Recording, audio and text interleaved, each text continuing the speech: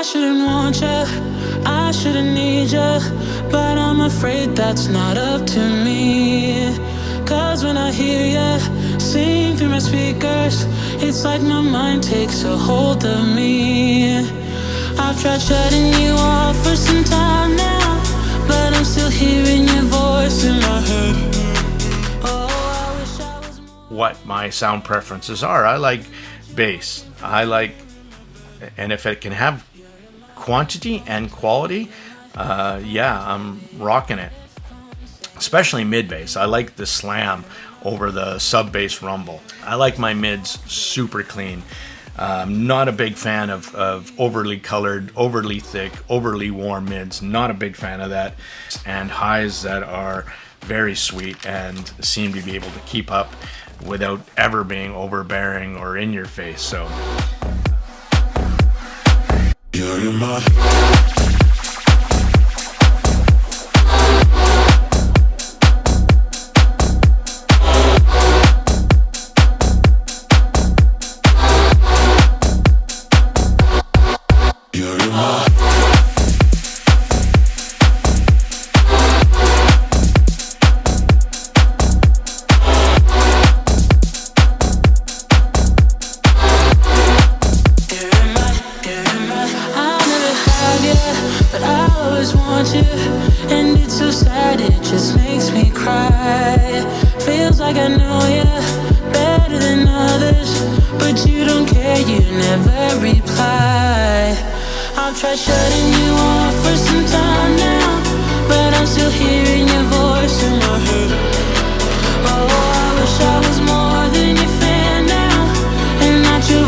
from here in my bed. You're in my headphones, baby, in my headphones, baby, in my headphones, singing to me. You're in my headphones, baby, in my headphones, baby, in my headphones. You're in my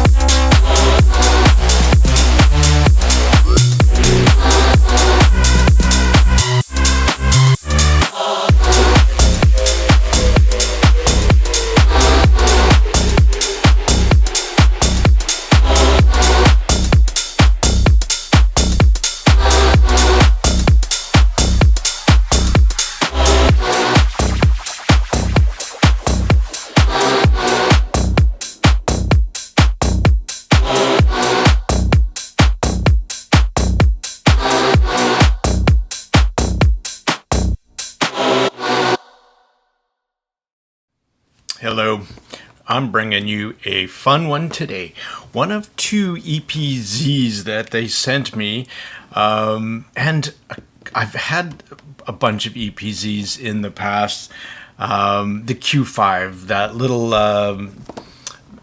Meze clone, fantastic. I finally got it back from my daughter, which was not easy. I have scratches to prove it. Anyway, this is about the Q5. This is a hybrid 1DD and 4BA. This is a cool one, actually. I call it the anti-Harman, and oh, thank you. You know, I get a chance to listen to a lot of gear, and one of the things that makes it fatiguing is when you get release after release after release of similar tunings. Harmonish, if you're not a fan, then it's painful.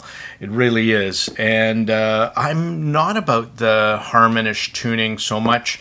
I'm not about the elevated sub bass, and I'm not about the elevated upper mids. And quite thankfully, this is off the beaten path. And if you like something different, or you want to try something different, I think this one might be for you. Now, this one is one of their slightly older ones. They got some new stuff coming, which I'm super excited about. But it's rocking about $120 US, so quite reasonable in a hybrid. And it pushes a lot of my happy buttons. One, that 8mm dynamic driver is mid-bass focused versus sub-bass rumble.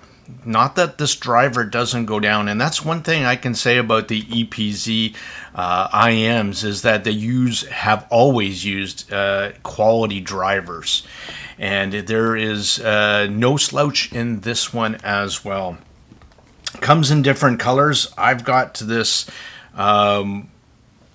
wood, purple, pink, funky looking thing. I kind of like it. I typically only stick to black colors, as you guys know, but, I kind of make an exception sometimes to make it stand out, make it pop. Anyway, it's my kind of bass. Fast, punchy, and enough information down below to make instrumental, make cellos, make kicks, makes... 6-string guitars all have correct tonality and weight, and this K5 does that very well. What I really love actually about this tuning is, and I'll pull up a graph here. I'm looking at my screen, by the way. So looking at this, you can see that the sub bass is a bit rolled off. Perfect. It's not going to expend any energy where it's not going to be playing any pipe organs. And it has more bass than the graph indicates. In fact, it was a bit surprising. Some of the SIMGOTs, like the EA500, the original, again, had more bass than it graphed. And this is kind of that case too. What makes this one very unique in its tuning and its sound is here you can see around 750 hertz, where you would typically not see a rise in the pinna gain to normally about 1,000. This one starts a little earlier, and in the lower mids you get a lot of information. So vocals come through very, very nicely, and then it has a very gradual pinna gain. In fact, it actually has a bit of a dip there around 1.5K, which and a lot of energy going up, right straight up to the top of the mountain around 5K. And what happens with this tuning for me is it's not in your face. It is actually very not shouty, but you do get a lot of information. And the mids come through a bit backwards in the mix, a bit recessed. So you get this fast slamming bass, you get all these great vocals, and a lot of information up top, with great extension, I might add. So you get fantastic imaging, pinpoint placement for instruments and vocals that can present in their own space, in their own depth, height.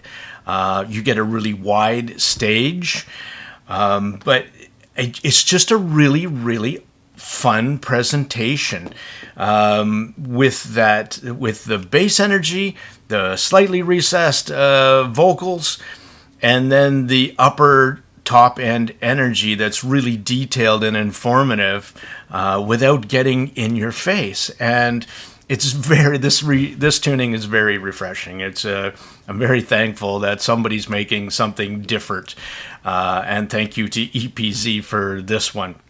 I think it does both male vocals and female vocals very, very well. There's enough energy down below to make like The National stand out. His very deep voice comes through nicely. Sting, Shaggy, perfect.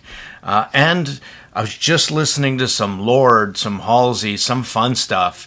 And I love the way their vocals come through. Now, it does take a bit when you get this set to wrap your head, especially if you've been pounded with Harmonish tunings one after the other, and it takes a while to get used to. Not too long for me. Get used to something non-harmonish and appreciate what it does do really well, and that's what I noticed as well. As I was playing with different sources, I was using some Hibby stuff as well, my R6 III, and it pushes the mids forward.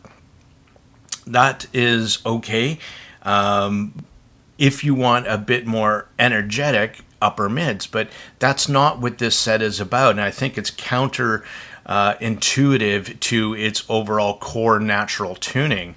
So a neutral source or a warmer source, like I put it on the Shanling M5 Ultra, and I really enjoyed what that did.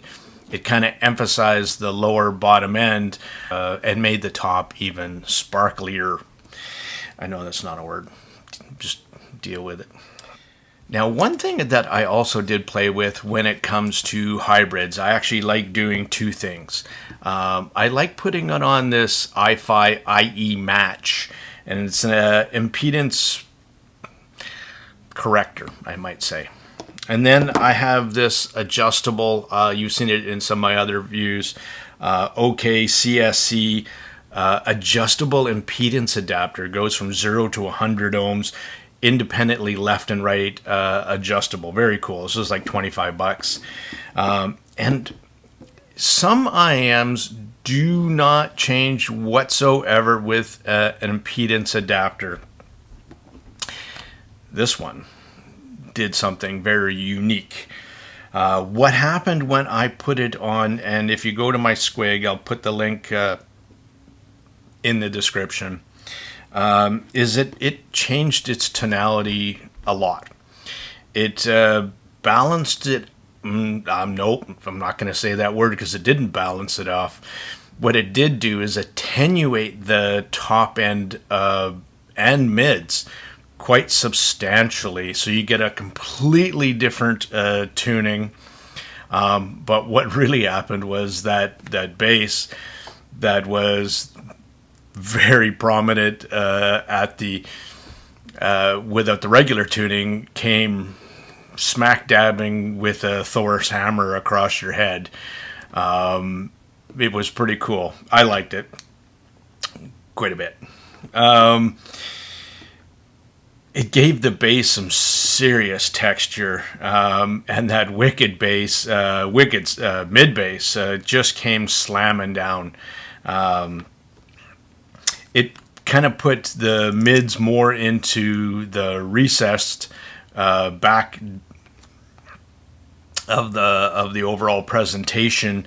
Again, it was a very funky tuning, and if you do pick up this set, do it so you could either, this iFi IE match was the equivalent tuning to using a 20 ohm impedance adapter, and that was the biggest and the kind of most balanced enjoyment that I got out of this set. Talking about the fun factor just for a second,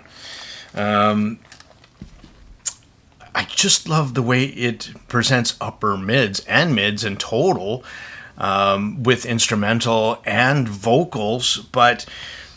And as I gravitated to listening to my test playlist, I kept picking out certain songs, and then I realized I was gearing up to certain genre, and that really had to do. And I loved it with rap.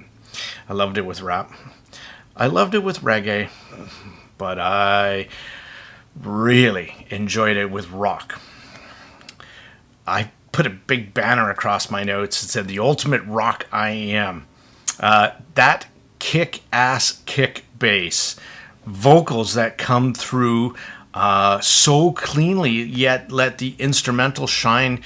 Again, slightly recessed vocals. It sounds very killer on rock.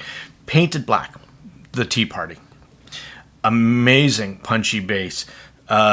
Smoky, smooth vocals and attenuated and sparkly highs give a great attack to the bottom and the top end, and the mids are the supporting role. Midnight Sky, Miley Cyrus. Again, I love that dynamic driver bass from this thing. This 8mm dynamic driver has speed, and it has texture, and it has weight, it has tonality, and is not afraid to go low. The K5 presents rock music with a special sauce. That is its special sauce. Pumped Up Kids by John Murphy and Ralph Scenes. The energy, it was everywhere in this track. The lower mids and the killer highs just made this track kind of stand out. How does it do with EDM? Well, again, that punchy, fast bass, the effortless, smooth top end, lots of energy up top. Very cool staging. Very nice, very wide, very 3D, which was kind of what I pulled out. So again, I like listening to electronic music, whether it be the Crystal Method, Daft Punk, any of those. I like fun, engaging IMs as well as the boring, neutral ones sometimes. But this one is on the funner, engaging side with a different presentation that, again, I found so very refreshing. So this is the EPZ K5.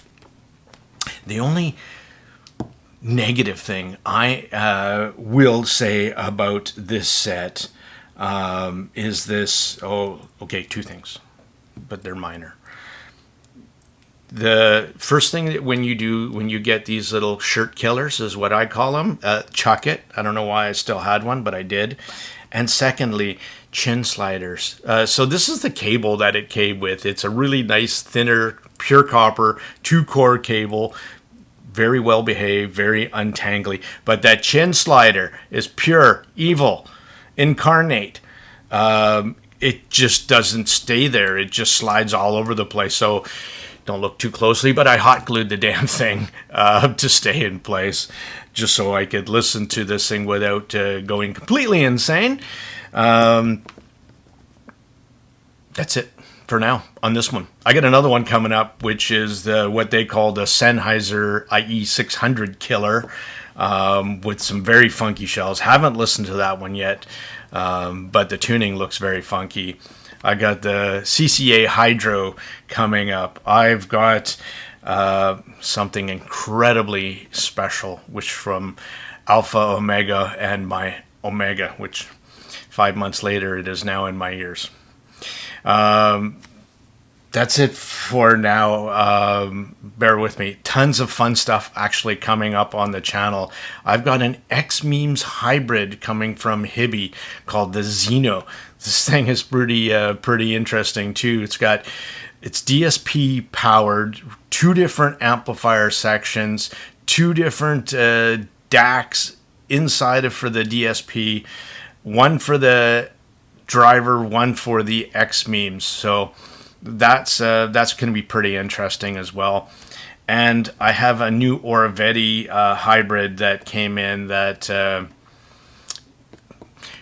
fun stuff. Thank you.